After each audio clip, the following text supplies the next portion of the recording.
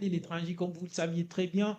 Vous pouvez aussi interagir dans cette émission en nous envoyant vos impressions sous les commentaires sur nos différents canaux de communication. Vous pouvez également nous écrire sur notre plateforme, notre numéro standard qui est le 15 20 14 80 526 dans cette émission Face à l'actu. Nous avions comme invité ce soir notre imam, l'imam Amadou, qui est ici le président, encore en même temps, le président de l'association du côté de Dortmund. Imam, moi j'ai une question qui me taraude l'esprit parce que chacun cherche à regarder de son côté. On dit dans l'islam que un voyageur ne doit pas gêner, par exemple. Et moi, étant quelqu'un qui travaille du côté de Berlin, d'ici Berlin, ça me fait 6 heures. Et imaginez que je quitte ici à la maison à 7 heures, je suis à Berlin vers 13 heures. Est-ce que je dois aussi gêner? Vous n'êtes pas obligé de gêner. Alhamdulillah. Vous n'êtes pas obligé parce que c'est ce que le verset a dit. Faman kana minkum maridan aw ala safarin. Quiconque parmi vous est malade ou bien se trouve en voyage, donc la prescription du jeûne n'est plus une obligation. Cette personne-là, les jours de voyage ou bien les jours de maladie, elle peut rompre et remplacer ces jours-là par d'autres jours une fois que le voyage est terminé ou bien que la maladie est guérie. Mais au stage, est-ce que vous ne pensez pas que ça peut faire une confusion parce qu'il y a d'autres qui peuvent utiliser cela comme alibi et vu que, ok, on peut dire un voyage, mais il y a d'autres aussi qui, par exemple, qui voyagent d'ici à Köln. D'ici à Köln, c'est 2 heures. Donc, si chaque jour, il doit partir à Köln pour travailler et se retourner, il peut dire, ouais, je voyage, donc je ne vais pas gêner, je ne suis pas obligé de gêner. Ouais, ouais, Qu'est-ce que vous en dites de cela? effectivement. Le voyage est bien déterminé en islam. Donc, dans le madhab Imam Malik, par exemple, nous avons 4 grandes écoles. Une des écoles qui est le madhab Malik, là, c'est mis, si le voyage a une distance de plus de 80 kilomètres, c'est à partir de ce moment-là, 80 kilomètres, pas aller-retour, seulement l'aller. Donc, la personne là, elle peut se considérer comme étant une personne en voyage. Mais là, il y a un problème parce qu'avec la modernité d'aujourd'hui, je pense qu'il y a des moyens de faire des voyages de plus de 200 kilomètres par jour en Ouais, une ouais, heure ou en 2 heures. ouais, ouais, Mm. effectivement. Mais je pense que on va essayer d'avancer avec cette question. Et Imam, on parle du genre et on a eu l'occasion d'avoir un jeune dans ce studio. Ça nous permettra d'avoir ce que les Allemands disent, die gleiche Augenhöhe.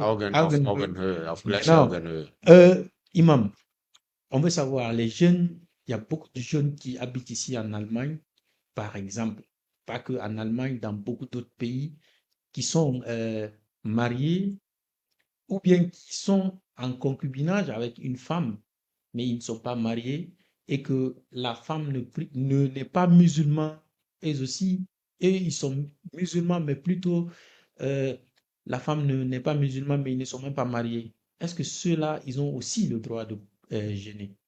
Oui. La première des choses qu'on dit sur ce point-là, c'est tout musulman doit tout faire pour ne pas se mettre en relation avec une femme s'ils ne sont pas mariés. Ok. Parce que c'est quelque chose de haram que l'islam a interdit. Allah a complètement dit, il faut s'éloigner du zina. Il faut s'éloigner, ne pas s'approcher. Wala taqrabu.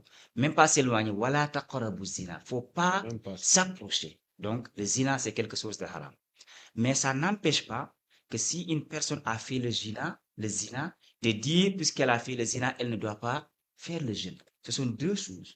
Donc, le, le péché du zina, c'est une chose, et le péché de ne pas faire le ramadan, c'est une autre chose. Donc, si la personne fait le zina, et en plus ne fait pas le jeûne, donc elle est en train de ne faire que des péchés. Ouais. Donc, et alors que l'islam, on va peser après. Donc, peut-être cette personne fait le zina, qui est haram, c'est pas normal. Mais si elle jeûne, elle a aussi les bélonos, comment on dit ça? Les récompenses Ouais. du jeûne. Ouais. Donc, le jour, le jour Du jugement le jour du dernier. jugement dernier, on Ouais. pèse. Ouais. Donc, les récompenses du jeûne seront d'un côté Mhm. et les péchés de l'autre côté. Et Ok. on va peser. Mais si Mhm. la personne dit, moi j'ai fait ce péché-là, Mhm. cela veut dire que je ne dois pas faire autre chose qui est bon, c'est une malcompréhension. Il faut éviter cela. Ok, ok. Mais quand même, vous déconseillez les gens de s'éloigner Du cela. Ouais, ouais. de ces activités. Ok. Monsieur Koné, si vous avez encore d'autres questions. Oui, il y a une autre question, moi, qui me préoccupe beaucoup. Mhm. C'est si on peut faire un petit retour, c'est concernant Mhm. ce début du mois de Ramadan, Mhm. qui est toujours une confusion et un problème. Souvent, même dans un même pays, on Mhm. voit d'autres qui disent non, c'est aujourd'hui on commence, d'autres qui disent c'est demain on commence. Mhm. Qu'est-ce que l'islam a dit à ce sujet pour ne pas qu'il y ait cette confusion? Ou bien il est normal que cette confusion soit là? Elle ne devrait pas être là parce qu'il n'y a, la lune, il n'y a qu'une Seul. lune. Mhm. Donc, et si on regarde les textes, ce que les textes nous disent, le prophète sallallahu alayhi wa sallam dit, Soumu li ru'yatihi, waftiru li ru'yatihi. Jeûnez une fois que la lune est apparue et vous pouvez rompre le jeûne une fois que la lune est apparue ou bien a été vue. Mhm. Pas apparue, mais a été vue. Li ru'yatihi. Donc, la divergence, c'est que ce vu-là, il y a d'autres qui disent il faut faire des calculs. On peut voir avec l'astronomie, l'astrophysique et tout ça là, et on regarde, on calcule. Donc, selon les calculs, la Lune devait être vue aujourd'hui, mais il y a des nuances, il y a tout ça là, donc elle n'est pas vue. Donc, même si elle n'est pas vue, donc elle est là. Donc, on doit gêner. Il y a d'autres qui disent non. Le texte est très clair parce que le prophète a dit Soumu li ru'yati ra'a ra'a. Le verbe ra'a veut dire en français voir. Wow. Une fois que la lune est vue, donc si elle n'est pas vue le 29e jour, le prophète sallallahu alayhi wa sallam a dit donc il faut compléter les 30 jours de Shaban, c'est-à-dire le mois qui précède le Ramadan. Mhm. Donc c'est quelque chose de très clair. C'est pourquoi il y a des imams, bien des érudits qui disent, donc c'est la vue qui est importante. Ok, C'est pas les Ok, calculs. ok, ok, ok. ouais. Ok, Imam, avant de continuer, je ne sais pas si s'il avait déjà répondu, qui ne doit pas gêner, par exemple. La question que je veux savoir, quelles sont les personnes qui ne doivent pas gêner, même si, bon, je ne sais pas À s'ils part les peuvent, voyageurs. s'ils peuvent, je ne parle pas s'ils peuvent, mais s'ils ne peuvent pas, qui ne doit pas gêner? Donc il y a beaucoup de personnes qui ne peuvent pas gêner. Par exemple, il y a des femmes les femmes, si elles sont en règle, Mhm. elles ne doivent pas gêner. Ok. Les femmes qui sont enceintes, Mhm. elles peuvent, Mhm. si elles veulent, Mhm. mais elles peuvent aussi si elles ne veulent pas. Mhm. Donc, c'est à elle de voir. Elle peut ne pas gêner parce qu'elle a peur pour sa santé elle-même. Ouais. Elle peut ne pas gêner parce qu'elle a peur de l'enfant qu'elle Femme qui a. est. Donc, il y a deux choses qui sont différentes. Donc, si elle a peur pour elle-même ou bien si elle a peur pour l'enfant. De la même façon, la femme qui allaite, qui est en train d'allaiter un enfant, elle peut ne pas gêner si elle a peur pour sa santé elle-même, mais aussi si elle a peur de la santé de l'enfant. Parce qu'une fois qu'elle est en jeûne, peut-être elle ne peut pas, Le lait il ne est peut pas. laid, donc l'enfant va souffrir. Donc ces personnes-là, elles peuvent ne pas gêner. Les vieux qui sont, Oui, qui n'ont plus la force de gêner, oui. eux aussi, ils peuvent ne pas gêner. Mhm. Ceux qui sont en voyage, comme on Mhm. l'a dit, ceux qui sont malades, Mhm. les maladies chroniques, maladies pour toujours, ou bien les maladies dont on a l'espoir Mhm. de quoi que la maladie peut se guérir d'ici peu de temps. Donc, toutes ces personnes-là peuvent ne Ok. pas gêner. Mais et si ça trouve qu'ils peuvent le faire, donc ça veut dire que c'est conseillé de continuer à gêner quand même. Donc, le choix leur est laissé. Mhm. Ok. Donc, quelqu'un qui est en voyage, c'est pas interdit de gêner. Mais elle a le droit de dire, je ne vais pas gêner parce que je suis en voyage.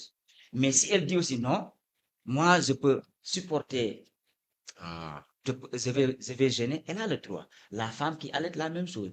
Bon, actuellement, j'allais, mais je n'ai pas peur pour ma santé. Donc, même si j'allais l'enfant aussi, il y a le lait qui vient, donc je vais gêner. Elle a le droit de dire cela. ok. Mais les femmes qui sont en règle, celles-ci, même, elles ne doivent pas gêner. C'est interdit de gêner.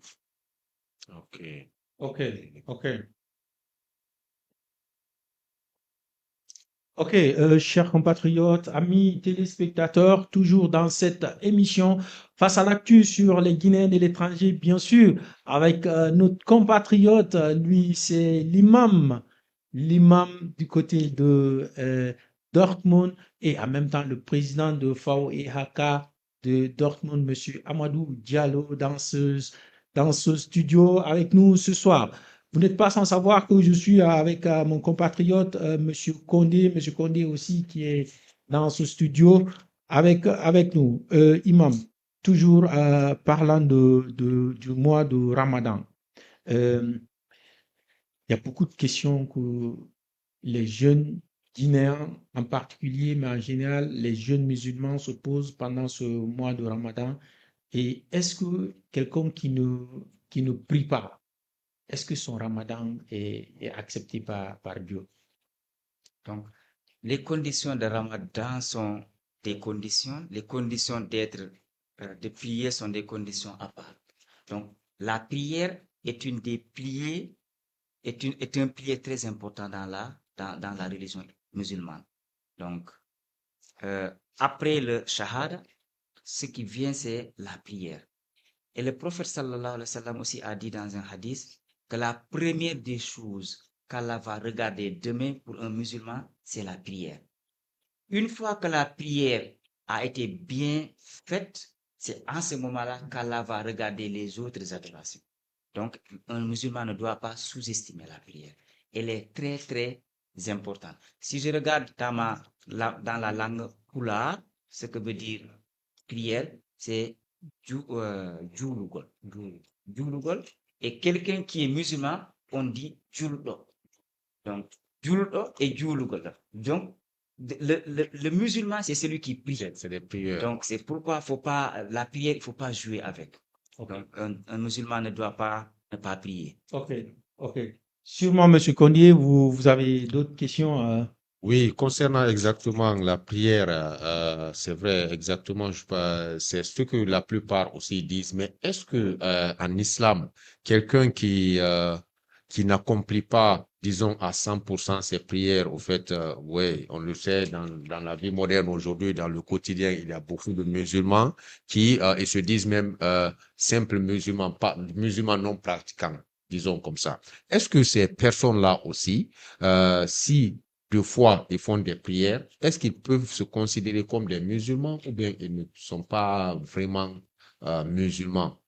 Ces personnes-là sont des musulmans. Hmm. Ce sont des musulmans qui ont une croyance faible, mais ce sont des musulmans. On ne peut pas les expatrier du cercle de l'islam. Ok, Ce sont des musulmans. Ouais, ok, ok. Oui, oui. ok. Et juste pour la partie là, et maintenant, c'est vrai que ce sont des musulmans. Maintenant, si quelqu'un, malgré qu'il a un nom musulman, il est né musulman, sa famille est musulmane, et que quelque part dans sa vie, il se dit, non, moi je ne suis pas musulman. Est-ce qu'avec un simple mot comme ça, on peut se qualifier à ne pas être musulman, ou bien on peut sortir de la religion? D'ailleurs, qu'est-ce qui peut pousser quelqu'un à sortir de la religion À ne musulmane, plus être à ne plus musulman. être Voilà. musulman, par Donc, exemple? Mhm, il y a des paroles qui peuvent mhm. mener à la sortie de l'islam. Ok, Il y a aussi des actes. ok, lesquels? Mais que ça soit des actes et que Mhm, ça soit des paroles, mhm, il faut que la personne mhm. qui est en train de dire la parole, qu'elle qu'elle chasse auparavant que cette parole-là, en la disant, je sais que je ne suis plus musulman. Ok, Donc, elle fait exprès de dire cela. ok, Ou C'est, bien Mhm. l'acte que la personne avait déjà su auparavant que cet acte-là, en la faisant, je ne suis plus musulman et la personne fait cet acte. ok, C'est en ce moment-là. Mais il y a beaucoup de paroles qu'un musulman ne doit pas dire ou bien qui peuvent exclure de l'islam. C'est pas toute personne qui dit un acte de mécréance qu'on dit que la personne est directement devenue mécréante. ok. Même si l'acte ou bien la parole mène à la mécréance, Mhm. mais si un musulman le dit, on ne peut pas directement dire qu'il n'est plus musulman. Jusqu'à ce que la personne là chasse que ce mot-là, c'est un mot qui mène à la mécréance. Une fois que tu dis ce mot, tu es sorti de l'islam. Donc, et la personne prend en charge de cela, je le sais, mais j'ai fait exprès de le dire. Mais si la personne ne savait pas que le mot-là était un mot qui mène à la mécréance, même si la personne dit le mot, elle ne peut pas Ok. être qualifiée de mécréant. De la même chose que l'acte. Voilà, donc ça veut dire que si ce n'est pas vraiment une volonté de la personne de décider, OK, aujourd'hui, je décide de dire ce mot parce que je vais sortir de la religion islamique, Islamique, ouais. musulmane, donc ça ne serait pas considéré alors, Non, si ce n'est pas ce cas. non. Et maintenant, ces mots-là, c'est vrai que souvent, moi aussi, j'entends ça un peu de quelques religieux et des personnes qui connaissent très bien l'islam. Est-ce que il y a exactement, c'est spécifié, quels sont ces mots, bien, quelles sont ces expressions? Ouais. Est-ce que c'est spécifié? Par exemple, si quelqu'un, le fait de dire, par exemple, Allah a des sifat, Allah, notre Seigneur, Oui. Mhm. Sifat, ça veut dire sifat, quoi? il a des attributs. Ok, Allah a des Mhm. attributs. ok, Mhm. Allah parle. ok. Mhm. Allah parle. Allah nous a dit dans le Coran qu'il a des mains. Yadullahi fawqa aydihim. Mhm. Donc, il qualifie qu'il a des mains. Mhm. Il nous a qualifié qu'il parle. Et un musulman dit, non, Allah ne parle pas. Le fait de dire cela, Allah ne parle pas, alors qu'Allah parle, mais c'est une mécréance. Ok. Mais la personne qui te dit, Allah ne parle pas, Mhm. bien que le mot est un mot de mécréance, mais elle n'a pas l'intention de sortir de l'islam. Elle a l'intention de dire, non, si je qualifie Allah de quelqu'un qui parle, donc je n'ai pas respecté Allah, je suis en train de lui faire ressembler Mhm. à la créature. Ok. Donc mieux vous dire Allah ne parle pas. Ok. Donc, c'est-à-dire qu'il faut voir dans quelle intention la personne a dit cela. Mais si quelqu'un dit aussi, Allah est partout, mais Allah, il n'est pas partout. Ah ouais, Allah, il n'est pas partout. ça je sais pas. Mhm. Physiquement, Allah est au-dessus de son arche. Au-dessus de son arche, physiquement. Mais il est partout de son savoir, à partir de son savoir. Ah ok. Partout où on est, Allah est avec nous, mais avec son savoir. Mais physiquement, Allah n'est pas là, là où on est. Il est en haut. Mais avec son savoir, il est là. Mais il y Donc, a des gens qui croient que physiquement, Allah, il est partout. ok, donc c'est juste la spiritualité, on peut dire la spiritualité à travers les employés de Allah, on va dire les anges et ainsi de suite. Donc si on dit que partout où il y a les anges, partout où il y a le vent, partout où il y a la nature, donc on considère que Allah est là, parce que c'est lui qui a créé tout ça alors. Et tout ça, ça obéit à disons à Allah, s'il faut le dire ainsi. Exactement. Mais, Il y a pas de lieu où le savoir d'Allah n'atteint pas. ok. Mais physiquement, Allah est sur le arche. Hmm. Arche, c'est la Ouais, l'arche, créature, hein. c'est l'arche, c'est la créature la plus grande et qui est la plus haute. Et au-dessus de cette créature, c'est là-bas que se trouve notre Seigneur Allah. Ok. Ah, Ok. sans pour Ça, autant c'est intéressant. s'interroger comment il est là-bas, dans quelle position.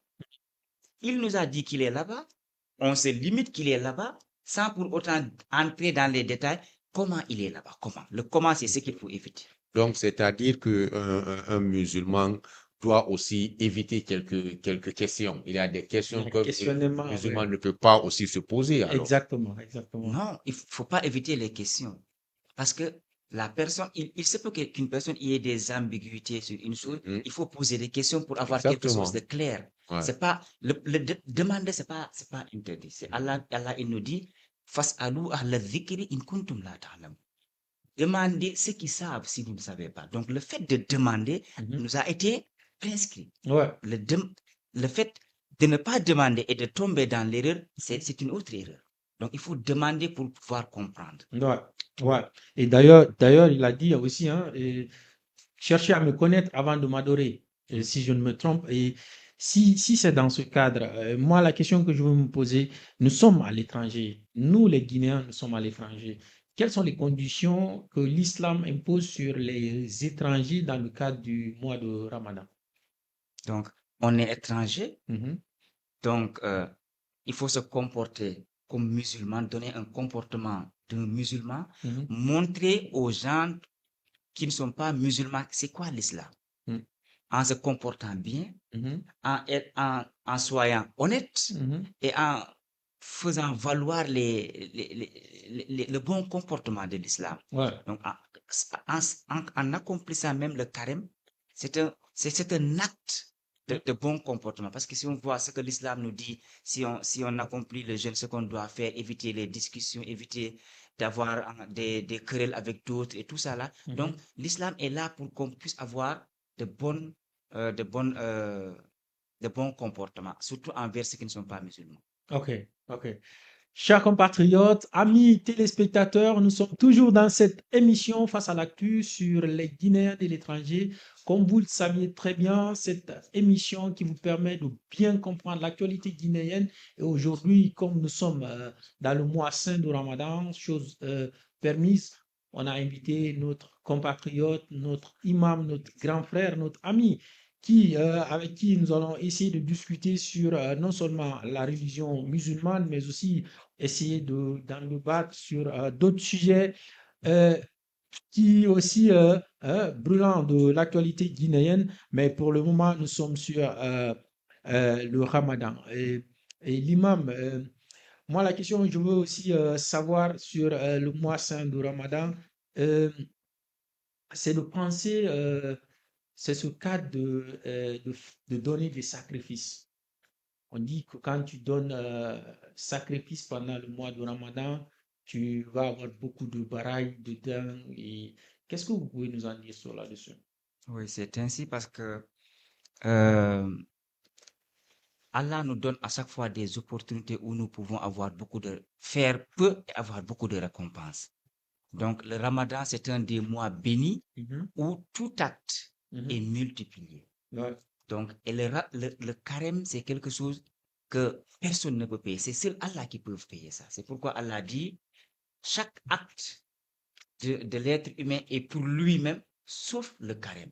Le carême, il est à moi et c'est à moi de le payer. Donc, c'est Allah seul qui sait la personne qui a gêné vraiment. Vraiment. Donc, c'est pourquoi il dit que ça m'appartient et c'est à moi de le payer. Mais les autres actes, ça appartient aussi à Allah. Pourquoi il a dit le Ramadan, cela m'appartient à moi, c'est pour montrer jusqu'à quel point personne ne peut juger la personne qui a gêné. C'est seul Allah. Donc, pendant ce mois de Ramadan, tout est multiplié. Le prophète sallallahu alayhi wa sallam a dit, celui qui fait rompre une personne qui a jeûné va avoir la récompense de cette personne qui a jeûné, plus sa récompense à elle-même, sans que l'autre personne ait une diminution de la récompense. Donc, tout ça là, ce sont des paroles venant du prophète pour nous encourager à faire quelque chose de bien parce que les bons actes vont être multipliés. ok, chers compatriotes, amis téléspectateurs, nous sommes toujours dans cette émission et on a un autre compatriote aussi avec qui on va essayer de parler de quelques pourquoi pas, de quelques normes dans la religion musulmane, de quelques lois qui parlent de la religion musulmane, avec qui nous allons essayer de... il va donner deux ou trois de ces lois avec qui on va essayer d'aller avec l'imam. L'imam va donner son impression sur ces lois et attributions au terme de l'islam. On vous écoute, le boss Amadou Metro Kamara qui est aussi dans ce studio. On vous écoute dans votre rubrique. Bon, bonjour Monsieur l'imam. Bon, la rubrique aujourd'hui, c'est sur l'article concernant la liberté religieuse. OK. Du moment qu'on est dans le mois de Voilà. Ramadan, Ouais. donc on est tous Guinéens ici. Mhm. Donc nos compatriotes ne sont pas que musulmans en Musulmans, Guinée. oui. Il y a aussi des chrétiens et des personnes D'ailleurs, qui n'ont pas de qui sont aussi dans le mois de carême, hein, justement. exactement. Donc, on va essayer juste de parler de la loi qui parle des religions, des réglementations de la religion en Guinée. Donc, OK. cet article est tiré de la Constitution guinéenne de 2020 parce que je n'ai pas directement vu son correspondant dans la nouvelle Constitution. OK. Donc, cet article est l'article 11 de la Constitution tiré de 2020 Mhm. sur la liberté de religion en Guinée. OK. Donc, cet article dit que Mhm. la liberté de conscience, de liberté de croyance et de liberté religieuse sont garanties. Toute personne est libre de manifester sa religion individuellement ou collectivement, en public ou en privé. OK. Donc, la seule chose qui est, qui est défendue dans dans cet article, Article, oui. c'est juste le faire dans le respect de la loi. OK. OK. Donc, c'est un peu ça. L'imam, mais est-ce que c'est ce que l'islam aussi prévoit, hein? Est-ce que c'est ce que l'islam prévoit, la liberté aussi dans le cadre de la religion? Est-ce que c'est comme ça aussi l'islam aussi dit? Oui, oui, l'islam ne force personne à croire. Mhm. C'est pas forcé. OK. Donc, c'est pourquoi Allah dit la ikraha fid din. Mhm. Il y a pas, on ne force pas les gens à croire. OK. Donc, l'islam garantit aussi la liberté religieuse. Mhm. Le prophète sallallahu alayhi wa sallam, quand il a gouverné Médine, il y avait des chrétiens qui étaient dans la société, il y Mhm. avait des juifs qui étaient dans la société. Le prophète même, sallallahu alayhi wa sallam, le jour où il est décédé, Mhm. mais il avait une dette envers un juif. OK. Une dette envers un juif. OK. Donc, c'était des gens qui étaient dans la société Mhm. et qui avaient aussi la liberté la liberté de culte de leur religion. OK. Donc, l'islam, si on voit les traces par où l'islam est passé, Mhm. on va voir que l'islam est tolérant. OK. Regardons par exemple l'Espagne, Mhm. qui est aujourd'hui un pays chrétien, mais si on regarde les traces que l'islam a fait là-bas et comment les musulmans et les non-musulmans vivaient quand l'islam a gouverné, Mhm. on va voir que l'islam garantit la liberté de culte. Ouais, OK. OK. En même temps, Monsieur Camara, on va aller avec vous tout à l'heure. Et vous allez essayer de nous dire encore quelles sont les règles que l'État met en place au cas où si quelqu'un ne parvient pas à respecter la liberté de culte d'une autre personne. Qu'est-ce qui se passerait? Bon, déjà, ce tactique, il y a beaucoup de choses qui sont impliquées dans ce tactique. OK. Pour une petite explication, Mhm. on dit ce tactique signifie que chaque Guinéen, chaque citoyen guinéen Mhm. a le droit de choisir et de pratiquer sa religion Mhm. sans discrimination ni contrainte, comme ce que l'imam vient de dire. Exact. Cela implique des choses qui Mhm. sont le droit d'être musulman, chrétien Mhm. ou de n'avoir aucune religion. Ouais, Donc, ça existe, en hein, quelque ça sorte, existe. c'est étonnant quand tu dis ça à un Guinéen, Mhm. c'est-à-dire la constitution, selon de la manière que c'est adopté, il est permis de ne pas avoir de religion, étant donné la mentalité guinéenne, Mhm. parce qu'en Guinée, on est, disons, 70% Mhm. musulmans Ouais. et, disons, 20% chrétiens Mhm. et 10% de personnes qui n'ont pas de religion. Mais en général, ce sont des personnes qui ne sont pas comptées Ouais, qui dans le s'affichent pas calcul. aussi, hein, qui Mais la s'affichent pas loi aussi. dit que Mhm. il est permis, étant guinéen, de ne pas avoir de religion. OK. Donc, ça implique aussi le droit de prier, le droit de faire des jeûnes et le droit d'aller à la mosquée ou à l'église. Ouais. Maintenant, sur la protection des Ouais. pratiques religieuses, comme vous venez de le dire, Ouais. il est dit que la pratique est privée. Mhm. Elle peut se faire chez soi, Mhm. mais elle peut aussi être collective. Ouais. Elle peut se faire dans une mosquée, Mhm. dans une église ou dans des temples, comme ce que je disais, Ouais. étant donné qu'il y a des animistes qui sont aussi, Mhm.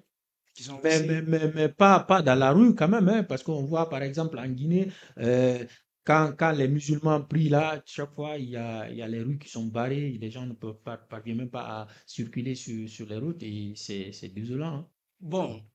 Expressement dit, la loi ne punit pas ça expressement. Ah, ok. Disons que la loi ne dit pas, tu n'es pas autorisé de prier dans la rue ou tu peux le faire en public, dans les mosquées ou dans un groupe de personnes, mais en public. Mais il n'est pas expressément dit dans la loi qu'il est interdit de prier dans la rue. Ok. Étant donné qu'il y a un manque de mosquées De dans mosquée, certains lieux oui, de oui, Conakry je ou de comprends. la Guinée. Je comprends. Ok, vas-y avec les Bon, sanctions non, qui. je veux d'abord donner juste un exemple d'abord. Mhm. Si on parle de la liberté de pratique religieuse, par exemple, une personne qui jeûne, Mhm. aujourd'hui on est en Allemagne, ou si on était en Guinée, une personne qui, dans la loi guinéenne, une personne qui jeûne et qui va au travail, son patron ne doit pas, parce qu'il a gêné, l'interdire de ne pas travailler ou bien de venir au travail, étant donné que la loi lui permet de pratiquer sa religion. Ouais. Parce que des fois, il y a des confusions aussi. Mhm. Tu peux pas prier, tu peux pas faire ça, tu peux pas faire ça, alors que la loi te permet de le faire. Mais maintenant, les sanctions, si on vient sur les sanctions, ce qui est interdit, Mhm.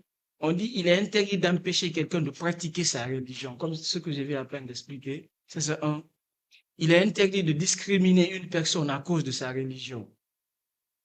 En Ok. Guinée, selon la loi. Ok. Et il est interdit de forcer quelqu'un à suivre une religion contre sa volonté. Ok. Étant donné que si tu es musulman ou si tu es chrétien, quelqu'un ne peut pas venir t'obliger à changer de religion, à adopter ce qu'il fait lui, à profit de ce que tu crois à toi. Ok. Ok. Maintenant, est-ce que vous avez une partie de la loi allemande aussi sur le même cas, si c'est possible?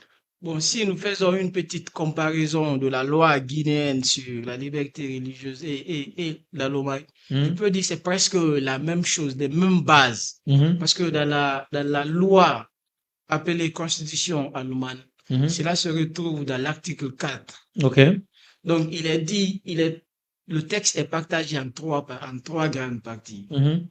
On dit l'article d'abord, c'est la liberté de foi, de conscience et de religion. Ok. Donc, les parties sont, un, la liberté de foi, de conscience et de religion est inviolable. Ok. Donc, en quelque sorte, c'est presque la même chose que la loi guinéenne. Et le droit de pratiquer sa religion individuellement ou collectivement est garanti. Ok. Et en droit, aucune personne ne peut être forcée de participer à un acte religieux ou de renoncer à sa foi. Ok. Comme en quelque chose que je venais de dire dans la loi guinéenne. Donc, pour une petite explication, on dit que l'Allemand garantit à chaque citoyen le droit de choisir sa religion, Mhm. le droit de ne pas avoir une religion et le droit de pratiquer sa religion librement, seul ou en groupe. Donc, presque c'est les mêmes bases de référence Ok. dans Ok. les deux constitutions. Ok. Donc, ça veut dire c'est presque la même chose. Imam, vous avez quelque chose à rajouter sur là-dessus ou bien comment vous trouvez? Oui, ce sont des États qui sont conçus, donc elles sont pas conçues à base de l'islam, donc elles sont conçues à partir d'une base laïque, donc elles peuvent faire ces articles comme elles sont faites, mais Mhm. puisqu'on ne parle pas d'un État qui est musulman, donc c'est pourquoi on se limite de ce que la loi a permis à ces gens-là. C'est normal. Si c'était l'islam aussi a Qu'est-ce que alors les lois musulmanes disent dans les pays musulmans? si c'était une loi islamique dans un pays musulman, la liberté de culte, elle est garantie, Mhm. mais mais la religion de l'État, c'est l'islam. Mhm. La religion qui gouverne d'or, c'est l'islam. Mais chaque personne, elle est libre de pratiquer sa religion Mhm. et de la vivre comme elle veut. Ok. Ok. Sûrement, vous avez un dernier mot, monsieur Kamara, avant de vous quitter. Bon, le seul dernier mot que je veux dire ici, là, Mhm. on est dans le mois de Ramadan, on Mhm. est tous musulmans ici, on est tous en jeûne. Mhm. La religion, elle est un peu la loi, parce qu'on est je suis dans la loi, comparativement la Guinée Mhm. et la loi guinéenne et la loi allemande, Mhm. est, c'est presque la même chose. Je le dis pourquoi? Je le dis pour nos compatriotes Mhm. qui ont une conscience de la loi guinéenne et qui ont une pratique de la loi sur la religion en Guinée, Mhm. qui vivent ici aujourd'hui en Allemagne. Donc, de se mettre juste en tête que la loi allemande et la loi guinéenne ont les mêmes bases sur la liberté de Oui, religion. mais la respectabilité est un peu contraire parce La, on a vu du côté de la Guinée, à un certain moment, un imam qui priait dans sa langue qui était séquestré. Donc, ici, en Allemagne, chose pareille, ça ne se ferait pas. bon, encore, vous pouvez dire que ça ne se ferait pas. Parce que en allemand, on a la langue officielle ici, pardonnez, la langue officielle ici en allemand, c'est l'allemand. Mhm. Mais il y a des gens qui pratiquent la religion prient généralement en arabe. Donc, bon, dans la loi, quand même, Mhm. il y a une chose qui est interdite. Mhm. La seule chose qui est interdite est quand tu pratiques ta religion Mhm. ou ta culte, Mhm. c'est de ne pas mettre les autres en danger. Si dans la pratique de ta religion ou de ton culte, met les autres en danger, Mhm. on peut interdire la pratique, mais pas ton culte ou ta religion. OK. Donc, c'est-à-dire, on peut interdire la pratique, Mhm. ce que tu es en train de faire dans le moment T, Mhm. mais pas ta religion ou ta foi, parce que elle est libre. OK. Tu es libre de faire ce que tu... OK. Merci beaucoup, Monsieur Camara. On te revient dans un instant. Dans un autre article, s'il faut le dire comme ça, nous sommes toujours dans cette émission face à l'actu sur les Guinéens de l'étranger et pourquoi pas, on a un autre sujet ce soir avec quoi nous allons aussi entamer avec vous, c'est le rapatriement, l'identification de nos compatriotes du côté de l'Allemagne. Ça fait réellement le tollé durant une semaine et on parvient même pas à voir, on m'appelle tous les jours, matin, midi, soir, ils veulent que je parle. Mais qu'est-ce que je peux dire? Moi, personnellement, je n'y connais absolument rien dans ce dossier. Et c'est pourquoi j'ai dans ce studio notre chroniqueur qui est là, Monsieur Condé, qui d'ailleurs aujourd'hui a organisé une manifestation du côté de Dortmund. Monsieur Condé, qu'est-ce que vous pouvez d'abord vous dire, est-ce que vous pouvez planter le décor de ces polémiques qui a commencé depuis près d'une semaine du côté de la Guinée? Ben, oui, je pense que nous sommes tous au courant de ce qui se passe actuellement à cause de ces rapatriements qui est quelque chose de vraiment indigne pour un pays. Ouais. Quel que soit P2X, moi je pense que c'est quelque chose qu'on ne peut pas accepter ainsi. Et surtout cette fois-ci, et surtout même pas cette fois-ci, mais le cas de la Guinée, c'est vrai que à un certain moment ça exagère et il s'exagère et de la manière dont ils sont en train de faire tout ça ici, en fait, nous n'avons aucune transparence là-dessus. Est-ce qu'ils le font bien? Mhm. Est-ce que ce qu'ils sont en train de faire, est-ce que c'est dans le droit?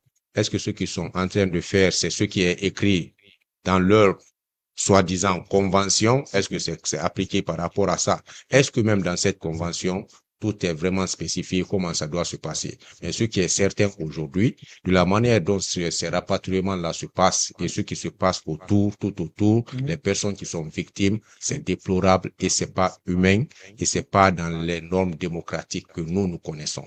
OK. Donc, du fait que ça indigne beaucoup de Guinéens et de Guinéennes et d'Africaines, des personnes qui sont rapatriées, ça les indigne. Il faut le dire sincèrement, ça les indigne. Nous avons vu tout à l'heure à travers les réseaux sociaux quelques exemples qui sont là, mais bon.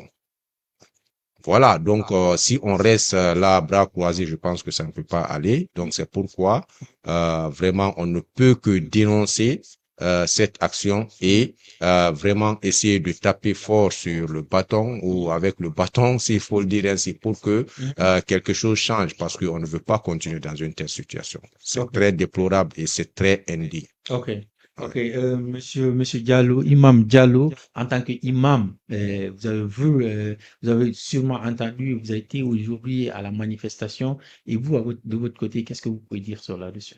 Je ne fais qu'appuyer ce que M. Condé vient de dire. Mhm. Donc, c'est une chose déplorable que Mhm. nous aussi, on ne soutient pas le fait de rapatrier nos compatriotes. Mhm. Donc, ce sont des gens qui sont là, qui travaillent, donc qui participent au développement de notre pays. Donc, ce sont des vies brisées qui sont en train de se dérouler actuellement. Le gouvernement aurait mieux fait de soutenir ces gens-là à rester ici, à bien s'intégrer, Ouais, mais surtout. pas faciliter le rapatriement. Donc, le fait que ces personnes soient ici en Allemagne, donc c'est même une charge que l'État devrait faire en Guinée, que ces personnes sont en train de faire. Parce que il y a des familles qui sont nourries par ces gens-là. Donc, l'État ne devrait pas accepter le rapatriement de nos Ouais, compatriotes. ouais. L'État ne devrait pas accepter le rapatriement de ses compatriotes. Et Monsieur Condé, on a vu d'ailleurs la sortie de la première sortie, si je me permets, de l'ambassadeur du ministre des Affaires étrangères, Maurice Sanda, du côté de la Guinée. Qu'est-ce que vous avez pu analyser lors de sa première sortie? Oui, la première sortie sur ce sujet, je pense que c'est de ça il Avec s'agit. le directeur, avec l'adjoint de l'ambassadeur, je pense bien dans son bureau. Oui, avec le consul, je pense, le Consul, consul allemand. exactement, Oui. ouais. Bon, Monsieur Cissé, sincèrement, je ne sais pas si on doit parler maintenant de normes morales ou bien de la diplomatie, mais je pense que dans les deux cas, du côté du ministre du ministre des Affaires étrangères, Monsieur Morissanda, je pense qu'il n'a pas joué les bonnes cartes et il Ok. n'a pas vraiment, en tout cas selon moi, ce sont des sorties ratées. Je m'excuse du mot, c'est pas pour l'offenser, mais je pense que ça pouvait être mieux.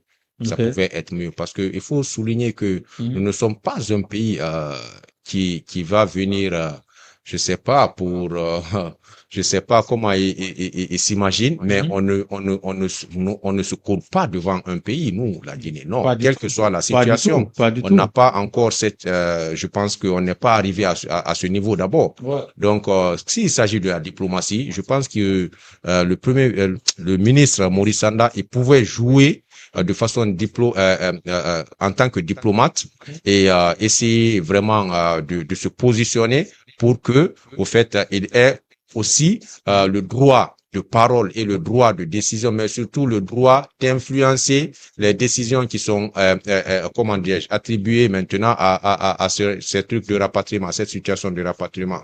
Mais malheureusement, il ne s'est pas mis dans cette posture.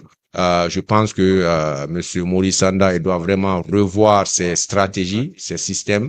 Peut-être que, selon lui, c'est une stratégie à travers laquelle peut-être il peut atteindre ses objectifs ou bien les objectifs qui sont prévus pour le pays, pour la Guinée. Mais sincèrement, nous sommes à un moment, à un temps je sais pas peut-être, mais ce n'est pas la méthode qu'il faut actuellement. Ok. Actuellement, en tant que ministre, en tant que diplomate, je pense qu'il devrait essayer de revoir sa stratégie en général de communication. Il y Ok. a un grand problème de communication. Peut-être même, OK, aujourd'hui, nous sommes en train de parler de cette situation et c'est son ministère, donc je vais m'arrêter à son ministère, mais je pense qu'il y a un grand problème de communication. Donc, sinon vous pouvez dire Non, que parce c'est que l'État tout entier. sinon j'allais élargir. Je pense qu'il y a ce problème dans le gouvernement guinéen. Ok. Ils ne savent pas que bon, c'est pas que je veux pas juger et dire qu'ils ne savent pas communiquer, mais il y a toujours un manquement dans la communication Ouais. de notre cher gouvernement Ok. actuel. Ok. Donc voilà, il faut qu'ils revoient cela. Mhm. Comme je dis toujours, souvent moi j'aime bien accepter Ouais. ce que les autres ont proposé. Ouais. Mais peut-être parce que pourquoi je fais cela parce que je pense que je ne suis pas le meilleur, je ne suis pas le plus intelligent. Même les méthodes les plus banales, ben, les plus minimisées peuvent réussir. Donc souvent je me dis que peut-être que c'est sa stratégie, c'est sa méthode, peut-être que ça va aboutir. Mais vraiment cette stratégie-là, cette méthode-là, ce n'est pas le moment, ce n'est pas le temps et ce n'est même pas l'époque, s'il faut le dire ainsi. Donc, il n'a qu'à essayer de changer. Ils n'ont qu'à essayer de changer, ils n'ont qu'à essayer de revoir s'ils vont faire des formations, bien, comment dirais-je, embaucher des communicants qui sont appropriés pour des communications diplomatiques, pour des communications d'un gouvernement. Ok. Je pense que c'est le moment de le faire. Actuellement, il n'y a plus question de dire que c'est un gouvernement de transition. C'est un gouvernement légal qui est là. Un gouvernement avec tous les titres qu'il faut pour un gouvernement. Ok. Donc, actuellement, ils n'ont pas droit à cette erreur. Des erreurs banales ainsi, ils n'en ont pas droit. Ah Donc, ouais. ils doivent vraiment revoir les trucs. Ah ouais. Ok. Ok, monsieur Condé, monsieur Diallo, on revient avec vous sur rapatriement qui est du côté de l'Allemagne. Et je pense bien que vous êtes ici et vous voyez vous-même, ça ne concerne pas que des Guinéens. Et qu'est-ce qui fait que c'est seulement les Guinéens qui sortent sur les toiles et qu'est-ce que nous, en tant que Guinéens, nous pouvons réellement faire pour éviter ces rapatriements selon vous? Bon, peut-être nous ne sommes pas les seuls concernés, mais puisqu'on est qu'on a une communauté très forte en Allemagne, peut-être Ouais. peut-être que c'est pour cette raison que cela Les échos. les échos ou à la une. Ouais. Donc, Alhamdulillah, nous sommes aussi un peuple qui se manifeste. Ouais. Donc, peut-être c'est parce qu'on parle beaucoup que vraiment l'État a vu qu'on a réagi, Mhm. donc il fallait que le ministre sorte pour faire un communiqué. Ok. Donc, Oui, vas-y, on donc pour ce qui concerne les solutions, moi, je dirais que le ministre peut aussi jouer la carte en faveur des Guinéens qui sont là. Ouais. Par exemple, au lieu de dire on les accepte, mais s'ils ne peuvent pas dire directement on ne les accepte pas, ils peuvent jouer en allergie, En alertant. pas en alertant, mais en allongeant la durée de rapatriement. Ok. Par exemple, en disant, OK, ce sont des personnes, elles ont commencé à faire des formations, il faut les laisser terminer. Donc, Une fois terminé. une fois terminé, donc, on va voir après.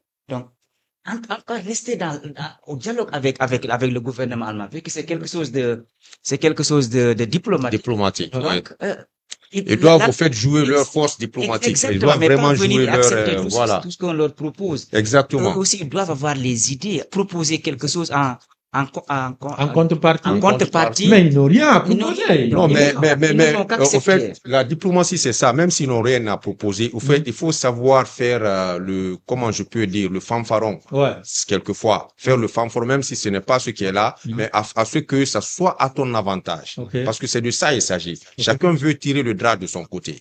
Et si dans les trucs diplomatiques entre États ou entre gouvernements, il ne s'agit que de ça. Ouais. Donc, si moi je vois que vraiment que ça ne va pas de mon côté, je vais jouer de toutes les cartes, avec toutes les cartes que je possède et toutes les cadres que je peux illusionner, s'il faut le dire ainsi, pour que ça soit à mon avantage. Mais malheureusement, nous avons, comment dirais-je, des dirigeants ou un gouvernement que pour moi vraiment, voilà, qui n'a vraiment pas compris ces points-là. Je pouvais comprendre quand nous étions dans la transition. C'est vrai, c'était compréhensible.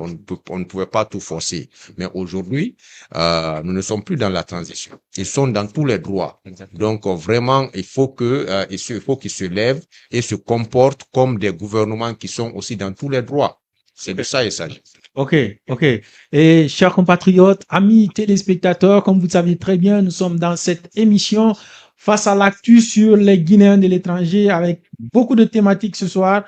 Et nous vous invitons également de vous abonner à nos canaux de communication, que ce soit sur Facebook, TikTok et YouTube. Et pour ne rater aucune de nos émissions, nous vous invitons d'activer les cloches de notification et à plein savoir. Vous pouvez aussi interagir dans cette émission en nous envoyant vos impressions sous commentaire et nous serons là pour le partager. Chers compatriotes, nous sommes toujours dans cette émission, Monsieur Condé. La question qu'on se pose maintenant, c'est les solutions pour remédier au moins le rapatriement de nos compatriotes. D'ailleurs, chose qu'on a commencé, ça fait près de des années, hein, on combat ça ici, mais les Guinéens, en vrai dit, on n'est pas unis du côté de l'Allemagne. Et sinon, qu'est-ce qui fait que cette mobilisation d'aujourd'hui n'a presque pas réussi? On n'a pas vu beaucoup de Guinéens, plutôt on a vu beaucoup d'étrangers, pas de Guinéens. Qu'est-ce qui a fait cela?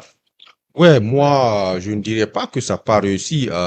Pour toute chose, il faut un début, il faut un commencement. Et je pense que de notre côté, à part les manifestations que dans le passé notre sœur Madame Chérif faisait, je pense que aucun, en tout cas du côté de NRV ici, aucun de nous n'a encore essayé d'organiser une manifestation où, en fait, on va appeler tous les Guinéens de venir participer. Donc ça, c'est une première. Et aujourd'hui, il faut rappeler que c'était, au fait, comment une réclamation. C'était une réclamation aujourd'hui que nous avons fait pour faire savoir que, au fait, pour faire savoir que ce fléau existe. Donc, c'était une manifestation, mais en sens de réclamation. Oui, c'est bien sûr réclamation, proclamation. Excusez-moi. Voilà, c'était une proclamation. Excusez-moi, une proclamation pour que les gens sachent. Ce qui se passe actuellement en Allemagne. Parce qu'il faut savoir qu'il y a beaucoup de trucs qui se passent. Nous l'avons remarqué au niveau de la manifestation. Les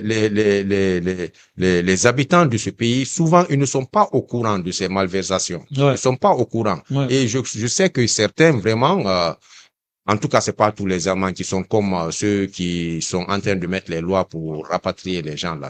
Ils sont pas tous comme ça. Je pense qu'il y a un bon nombre qui sont vraiment humanitaires, qui qui ont des considérations, des valeurs culturelles ou bien humanistes comme nous. Donc, je pense que ces personnes-là, s'ils sont au courant, avant que nous nous mobilisons, je pense que ces personnes-là vont se mobiliser aussi. Mais il y a une question que j'aimerais, qui me taraude l'esprit, c'est de savoir, est-ce que vous avez pu avoir toutes les associations guinéennes? Parce qu'on sait qu'il y a beaucoup d'associations guinéennes ici, même si c'est seulement les présidents de ces associations qui se déplaçaient, je pense on pouvait avoir beaucoup de personnes. Mais est-ce que vous avez pu avoir ces associations guinéennes aussi? Oui, bon, je vais pas répondre par oui, mais je vais pas aussi répondre par non. Mais il faut savoir que, en tout cas, toutes les structures, toutes les associations que nous connaissons ici à NRV, nous les organisateurs, nous les avons écrits officiellement, nous les avons contactés et nous les avons envoyé les affiches que nous avons vu que cette initiative, ça s'est déclenché en un clin d'œil comme ça, et le temps n'était pas suffisant. Il faut dire que c'est la semaine là nous avons commencé, si je me trompe pas, le mardi. Donc avoir au fait l'accord que nous pouvons faire une manifestation publique et encore organiser tout ce qui est autour, c'était vraiment, le temps était vraiment restreint. Mais malgré tout ça, nous avons quand même essayé de contacter toutes ces associations, de contacter en tout cas toutes les associations que nous connaissons, donc pour qu'ils viennent aussi apporter leur petit grain de sel. Et il y a quelques-uns qui sont venus, mais nous avons aussi compris ceux qui n'étaient pas vraiment disposés, ceux qui ne pouvaient pas venir. Nous comprenons cela, mais il faut vraiment souligner que cette manifestation est une première, mais c'est une première phase aussi, parce que c'est une manifestation, comme j'ai dit tout à l'heure. D'abord une proclamation, mais après, il y aura une manifestation en forme de marche que nous allons aussi faire le samedi à venir, parce qu'il faut pas qu'on commence quelque chose et que ça s'arrête, ça va pas avoir d'effet. Donc c'est pourquoi nous avons prévu 2 manifestations successives, une manifestation que nous avons effectuée aujourd'hui et la semaine prochaine, le samedi, s'il plaît à Dieu, la marche que nous allons aussi faire. Donc voilà, c'est ça. Ok. Monsieur Diallo, Imam Diallo, comment vous voyez la nonchalance des Guinéens autour de cette manifestation? Il y a beaucoup qui ne sont pas sortis et comment on peut expliquer cela? Oui, c'est un peu lamentable, on dit, non? Ouais. Oui, c'est un peu lamentable le fait de ne pas venir. Donc, surtout du côté du côté de nos compatriotes qui sont les plus concernés, parce qu'il y a beaucoup de nos compatriotes qui ne sont pas en règle, si je dis en règle, qui n'ont pas de titre de séjour. Donc, c'est eux qui sont plus vulnérables à être expatriés. Donc, normalement, ces gens-là devraient répondre par une présence forte, ce qui n'a pas été le cas. Mais n'empêche que les autres qui sont là, qui sont en règle, qui ont les papiers qu'il faut, ceux-là aussi devraient aussi sortir, venir participer et montrer vraiment leur présence et la solidarité qu'ils ont envers les gens là. Beaucoup ne sont pas venus, donc peut-être c'est à cause du temps qu'on a eu pour préparer la manifestation qui est un peu restreint, comme l'a dit M. Condé. Donc, on va essayer de tout faire pour que la manifestation de la semaine prochaine se déroule mieux que celle d'aujourd'hui. Mais moi aussi, je ne dirais pas que celle d'aujourd'hui a échoué. Elle n'a pas échoué. Seulement, on aurait souhaité un peu plus, mais puisque c'est une première, donc c'est quelque chose de bien. Ok. Comme c'est une première, c'est quelque chose de bien. Et j'espère que la semaine prochaine, nous invitons tous les Guinéens, tous les Africains et tous ceux qui sont ici en Allemagne. Nous vous invitons du côté de Dortmund à venir très massivement pour participer à cette grande manifestation. Et d'ailleurs, ce n'est même pas une manifestation, c'est une marche, je pense bien. Oui, c'est une marche pour la semaine prochaine, exactement. Donc, vous êtes tous invités pour une marche. Donc, même si vous avez peur de marcher là, c'est pas grave, c'est pas trop. On va juste faire c'est le Ramadan, 1 kilo, c'est pas trop. Donc, venez nombreux. On va essayer de manifester. Mais Monsieur Condé, moi j'ai une question pour vous là. Que répondez-vous à des accusations sur quoi vous êtes lancé dans quelque chose que vous ne maîtrisez pas, ou bien vous vous êtes lancé dans quelque chose que d'autres faisaient Et c'est pourquoi d'autres disent que non, c'est pas à lui de faire, c'est une autre personne qui doit faire. Que répondez-vous à ce genre d'accusation?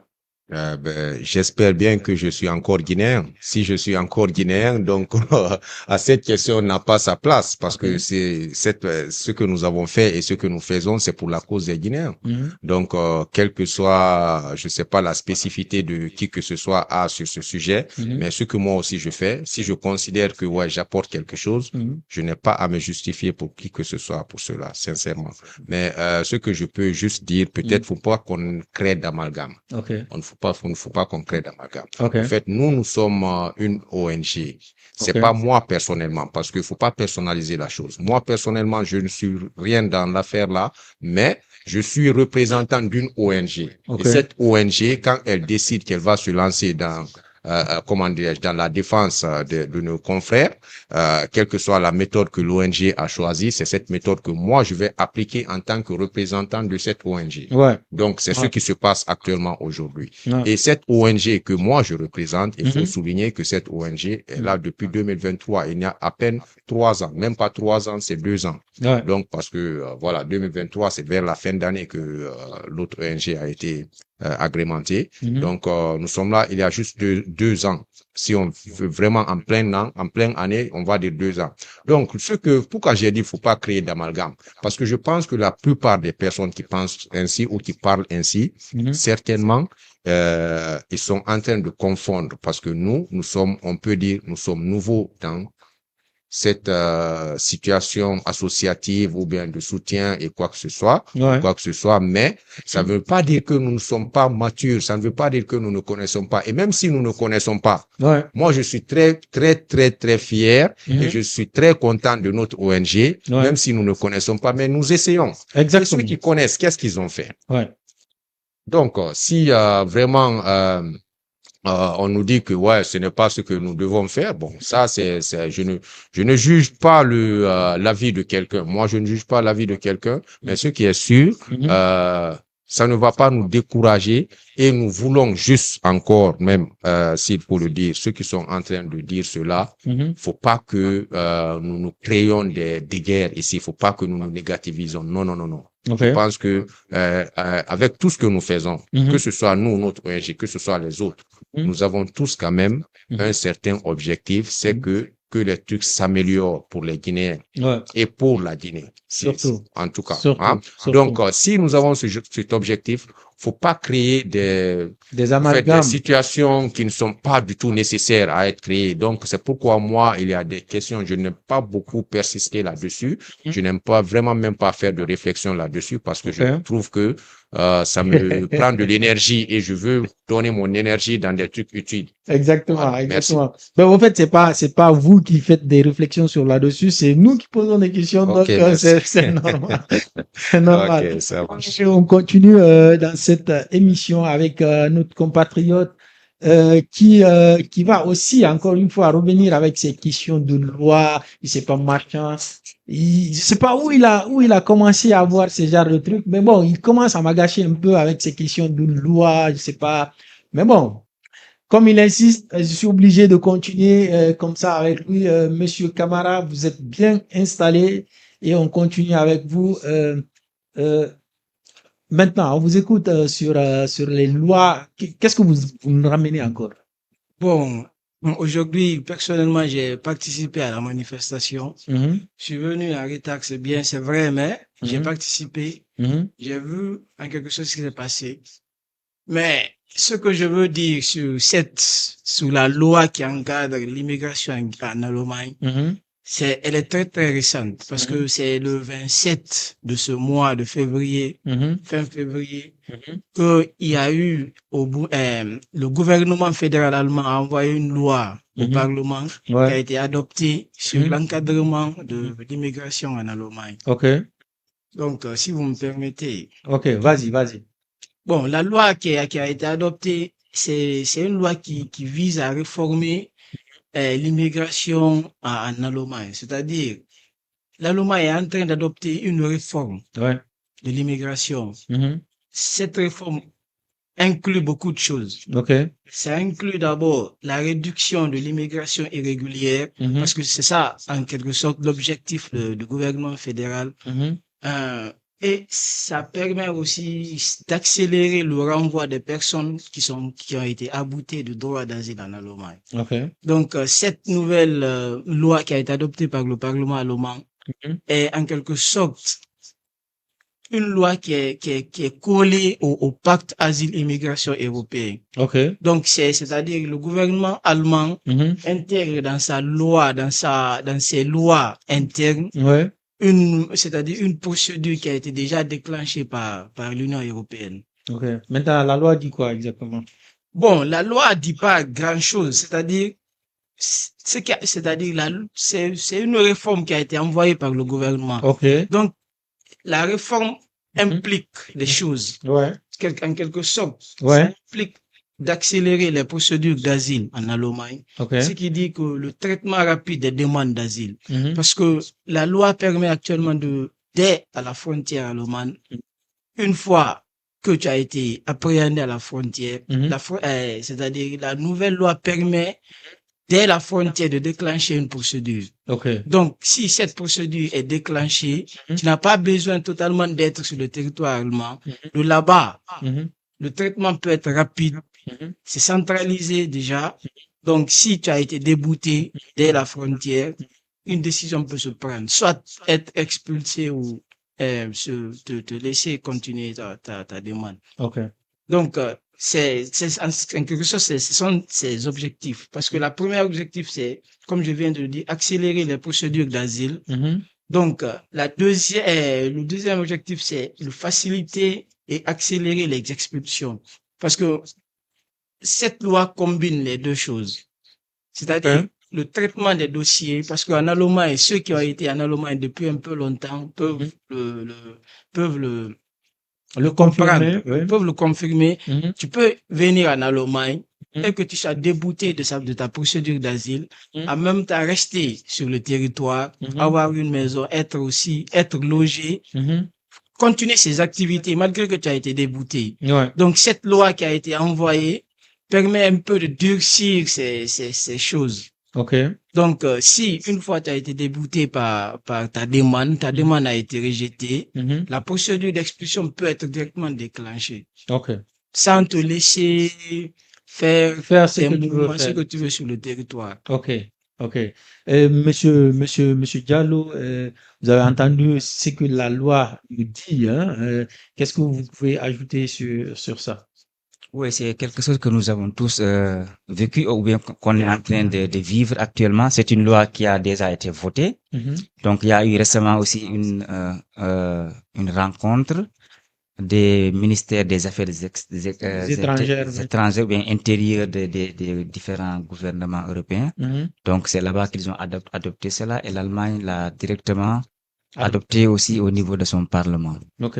Donc là, le fait de durcir tout, donc euh, ce que ce que les gouvernements cherchent, c'est de montrer à l'extrême droite ou bien à la population européenne que eux aussi ils peuvent vraiment lutter contre la migration puisque les gens se sentent un peu menacés par les étrangers qui viennent par les flux. Donc, ils disent que les gouvernements n'arrivent pas à contrôler. Ouais. Et c'est là que les partis extrémistes sont en train de cartonner, de jouer le rôle. Mhm. C'est eux qui vont sauver l'Europe L'Europe, exactement. l'envahison. L'invasion, oui. L'invasion. Donc, les gouvernements, pour lutter contre cela, aussi pour montrer que eux aussi, ils sont aptes. Donc, ils essaient d'adopter ce genre de loi pour durcir, Mm. enfin, les titres de séjour et de durcir aussi l'entrée dans les pays. OK, OK. Voilà, mes chers compatriotes, amis téléspectateurs, vous êtes toujours dans cette émission Face à l'actu sur les Guinéens de l'étranger. Monsieur Camara, vous avez encore quelque chose à nous dire ou bien on vous Bon, écoute? j'ai quelque chose à vous dire. La chose que j'ai à vous dire, c'est pourquoi cette loi a été adoptée par le Parlement. OK. Parce qu'ils ont discuté, ils ont pris une décision ensemble. Donc, les pourquoi sont là. Mhm. Dedans, réduire les appels tardifs qui retardent l'expulsion. Mhm. Comme ce que je viens de dire, Mhm. même si tu es rejeté en Allemagne, Ouais. ce qu'on a connu, même si tu es rejeté, Mhm. tu t'es permis de rester, même, on ne parlait même pas d'expulsion. Tu t'es permis de rester engagé des activités jusqu'à ce que tu sois régularisé ou comme ce qu'on font nos frères, enceinte une femme, avoir des enfants et avoir des documents. Ok. Donc, cette procédure Hein? est venue pour réduire en quelque sorte ces appels tardifs. Mhm. En deux, réduire ce qu'il appelle immigration secondaire. Ok. Parce que nous voyons ici en Europe, tu peux en quelque sorte aller en France, faire une demande d'asile en France, quitter la France, aller en Italie, faire une demande d'asile Ok. et revenir en Allemagne. Donc, c'est ce que les Allemands considèrent comme immigration secondaire. Ok. C'est-à-dire, ta première décision n'était pas de venir directement en Allemagne. Peut-être que tu as été rejeté quelque part d'autre et que tu viens maintenant aussi en Allemagne. Ok. Ils considèrent ça comme une immigration secondaire. Donc, lutter contre ça, en trois, donner plus de pouvoir aux autorités pour agir rapidement et efficacement. Ok. Donc, c'est un circuit fermé. Du Ouais. moment que tu as été rejeté par l'administration, Mhm. donc les autorités compétentes ont Mhm. le droit maintenant de te donner et ont le plus de pouvoir d'agir rapidement et efficacement, c'est-à-dire expulser, retenir la personne dans les centres de rétention, identifier la Identifier la personne, oui. identifier la personne parce que les identifications, comme je l'ai dit, Mhm. dans la loi, l'identification est obligatoire. La nouvelle loi qui est passée, l'identification est obligatoire. Ok. Même à la frontière, dès qu'on t'attrape, Mhm. ou bien parce qu'en général, c'est toi qui viens vers la police. Mhm. Dès que tu viens vers la police, tu es obligé d'identifier. Même si tu n'as pas des documents sur place, Mhm. mais tu es obligé de donner une première identification, une première personnalité, qui tu es, ok. d'où tu viens, des Ok. choses comme ça. Ok. Donc, en trois, Mhm.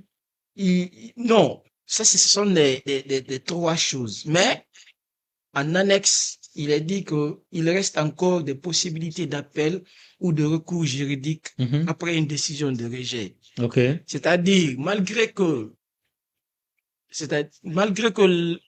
Mais attends, est-ce que ça veut dire que l'Assemblée a déjà adopté cette loi? l'Assemblée a déjà adopté cette loi. C'était Ok. le 27 de ce mois. Ok. Mais la procédure est globale au point de vue européen.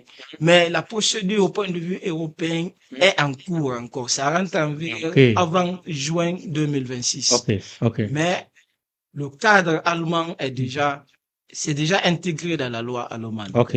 Ok. Mais bon, ce que je voulais dire en dernière position, Ouais, on vous écoute. il reste encore, parce qu'il faudrait pas aussi faire peur les gens. Il y a des gens qui vont voir, écouter et c'est-à-dire hésiter maintenant à demander une procédure. Mhm. Tu peux demander ta procédure. Tu peux aussi être débouté ou rejeté, mais il y a une possibilité de demander, de faire recours, de faire appel. Mais c'est juste que la procédure, elle est accélérée. Elle n'est D'accord. plus comme ce qu'on disait, va avoir un avocat que tu vas payer 50 € par mois, qui va traîner durant des mois. Ouais, Donc, la ouais. procédure est maintenant accélérée. C'est pourquoi je dis que la réforme n'est pas, il y a toujours une possibilité Ok. d'appel. Ok. Ok. Chers compatriotes, amis téléspectateurs, on était avec notre compatriote, lui c'est Amadou Metro Camara, avec qui on parle des lois. Hein. Il amène chaque fois des lois juridiques, chose que moi, personnellement, je n'y comprends absolument rien. Il faudrait que je pose plusieurs questions donc pour pouvoir m'en sortir. Du coup, je pense que on est encore dans ce studio avec l'imam, imam Diallo. La question qu'on veut aussi se poser avec tout ce qu'il vient de dire, vous avez entendu, quel appel pouvons-nous lancer à nos compatriotes guinéens ici pour qu'ils puissent au moins sortir le 7, le 7 mars, la semaine prochaine, pour notre marche, notre manifestation que nous organisons tous ensemble. C'est simplement de leur demander, de leur prier de venir assister à la marche, Mhm. puisque les pays européens sont ainsi, sont conçus d'une manière si tu vois quelque chose que tu n'aimes pas, tu as le droit de sortir. C'est seulement en sortant que tu peux montrer L'indignation. indignation. Ouais. Donc, montrer aux gens que vraiment tu n'es pas d'accord avec ce qui est en train de se faire. Mhm. Donc, c'est là aussi que tu peux arriver à faire un peu peur au gouvernement pour Mhm. qu'ils sachent vraiment que ce qu'ils sont en train de faire là, c'est pas quelque chose d'accepté dans la société. Mhm. Mais si une marche est organisée, personne n'est là, donc ça ne va pas aboutir à beaucoup. Et on veut que ça aboutisse à quelque chose. Donc, c'est pour cette raison, Mhm. nous faisons appel à tous les compatriotes Mhm. de venir et d'assister et d'appuyer la marche Mhm. pour que vraiment que le gouvernement puisse voir. Il y a des Guinéens qui sont là, donc ils sont tous contre cela. Sûrement les Allemands vont sortir avec nous et nous aider, donc pourquoi pas nous aussi, pourquoi Est-ce ne que, pas sortir? est-ce que deux fois dans votre tête, ça ne vous dit pas être guinéen, ça fait mal aussi, hein, d'être guinéen deux fois. Non, ça fait mal, je ne le dirais pas ainsi, mais euh, c'est on est très résilient, on attend le plus souvent que les autres font quelque chose à notre place. Ouais. Donc c'est ce qui doit cesser. Mm. Donc il y a des gens qui sont là, qui ne sont pas en règle, qui ont des problèmes. Mm. Donc ces gens-là devaient être en première ligne. Ouais. Donc les autres viennent Pour les accompagner. pour les accompagner et les Ouais. appuyer. Ouais. Mais le plus souvent, ces gens-là sont derrière, ne viennent même pas. Mhm. Donc il y a les autres qui font tout pour pouvoir tout prendre en charge. Donc ça devrait être une union entre les deux. Donc Ouais. ceux qui sont là et qui sont en règle Mhm. doivent tout faire pour assister Mhm. les autres aussi qui ne sont pas en règle. Mais les autres qui ne sont pas en règle ne devraient pas aussi fuir le combat. Ouais, Parce que c'est surtout, un combat. surtout. Voilà, Monsieur Condé, et nous tendons maintenant vers la fin de cette émission et on veut savoir quel appel faites-vous à la communauté guinéenne, vu que la semaine prochaine, le 7, nous serons encore ensemble, hein, Inch'Allah. non seulement dans cette émission, mais aussi avec cette marche que vous organisez. Quel appel avez-vous à l'encontre de cette communauté guinéenne établie ici en Allemagne?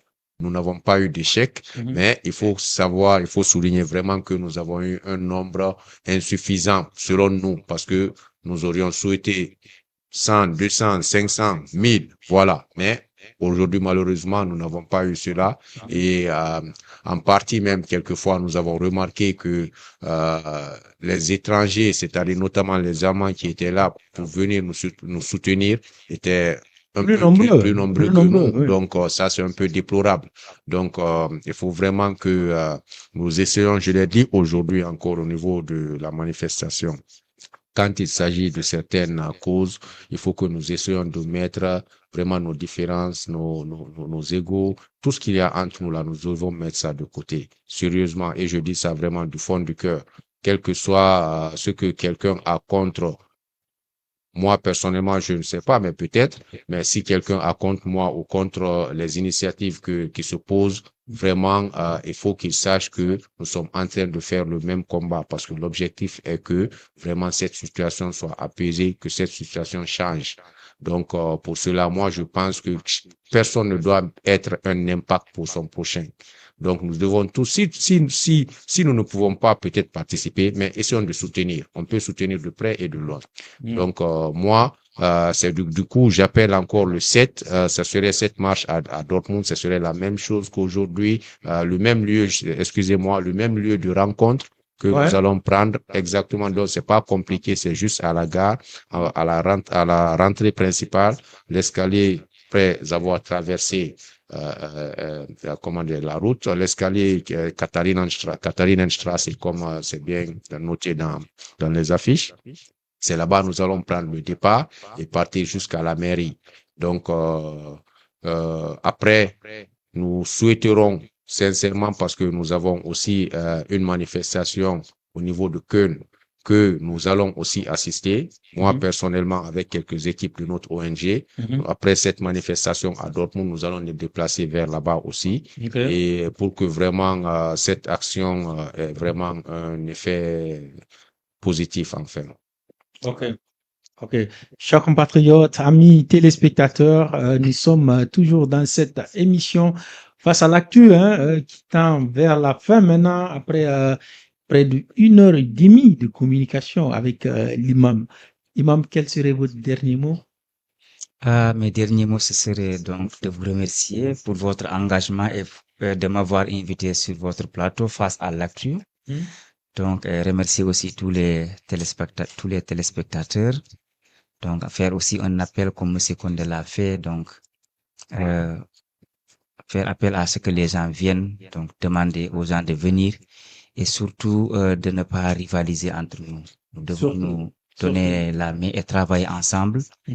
et voir la participation de chacun de nous comme un gain, pas comme une perte. Donc, on devrait travailler ensemble et cesser de rivaliser. Soyons frères et sœurs. Le fait que quelqu'un puisse organiser une manifestation de cette envergure, c'est seulement dans l'intérêt des Guinéens, c'est pas dans l'intérêt de quelqu'un d'autre. Hmm. Donc, puisque c'est dans l'intérêt des Guinéens, tout Guinéen devrait appuyer cela et faire en sorte que cela puisse réussir. Ok. Et Monsieur Condé, votre dernier mot? Oui, je pense que aujourd'hui, mon dernier mot va vraiment être axé encore sur cette manifestation. Mhm. J'aimerais vraiment faire un appel pour que chacun sache que vraiment, pour cette situation, il faut savoir que vraiment derrière chaque procédure, il y a une vie. Et Mhm. derrière vraiment chaque vie, il y a vraiment une famille. Mhm. Donc, derrière chaque rapatriement, il y a un rêve qui se brise. Mhm. Nous sommes tous